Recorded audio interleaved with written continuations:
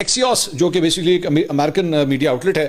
اس نے یہ خبر دی ہے کہ معاملے سے واقف 3 ذرائع کے مطابق ٹرمپ انتظامیہ نے پیر کو اسرائیل سے کہا ہے کہ وہ ایران میں توانائی کی تنصیبات خاص طور پر تیل کے بنیادی ڈھانچے پر مزید حملے نہ کرے،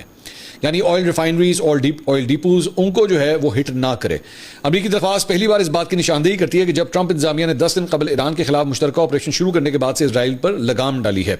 ایک اسرائیلی اہلکار نے بتایا کہ امریکی پیغامات ایک سینئر سیاسی سطح پر اور اسرائیلی فوج کے چیف آف سٹاف ایال زمیر تک پہنچائے گئے ہیں۔ ایک دوسرے اسرائیلی اہلکار نے کہا کہ امریکہ نے کہا ہے کہ ہم انہیں ایران میں تیل کی تنصیبات پر مستقبل میں کسی بھی حملے کے بارے میں پیشگی اطلاع دیں۔ اس معاملے سے باخبر ذرائع کے مطابق ٹرمپ انتظامیہ نے اپنی درخواست کی 3 وجوہات بتائی ہیں۔ اس طرح کے حملے ایرانی عوام کو نقصان پہنچاتے ہیں جن کا ایک بڑا حصہ حکومت کی مخالفت کرتا ہے، یہ وہ سوچتے ہیں کہ جناب وہ مخالفت کرتا ہے۔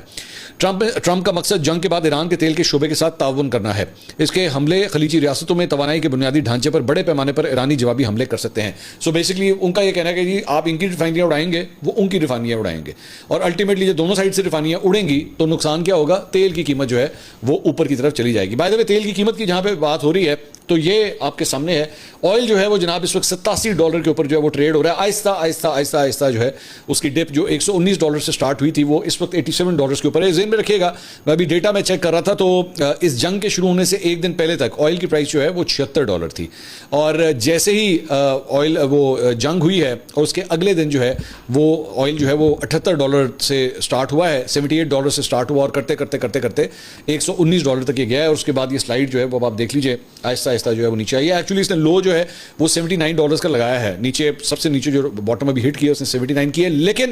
ایک دم جو ہے دوبارہ اس کے اندر جو ہے وہ انکریز آیا اور $87 کے اوپر یہ چلا گیا، یعنی تقریباً $7 کا اضافہ جو ہے اس کے اندر ریکارڈ کیا گیا۔ وہ $7 کا جو اضافہ ریکارڈ کیا گیا ہے اس کی وجہ یہ بتائی جاتی ہے کہ جناب CNN سے بات کرنے والے ایک امریکی انٹیلیجنس سے واقف 2 افراد کے مطابق یہ خبر ہے بیسیکلی جس کی وجہ سے انکریز بتایا جا رہا ہے، وہ ایران نے آپ نے ہرمز میں بحری بارودی سرنگیں بچھانا شروع کر دی ہیں۔ اب یہ بارودی سرنگیں جو ہے یہ کوئی نیا کانسیپٹ نہیں ہے، یہ ورلڈ وار 1 کے اندر، ورلڈ وار 2 کے اندر بھی جو ہے یہ اس وقت بھی ہوتا تھا۔ اس وقت ذرا ٹیکنالوجی تھوڑی پرانی تھی لیکن ٹیکنیک جو ہے وہ یہی ہوتی تھی۔ اس وقت بڑے بڑے یوں کر کے بالز ہوتے تھے،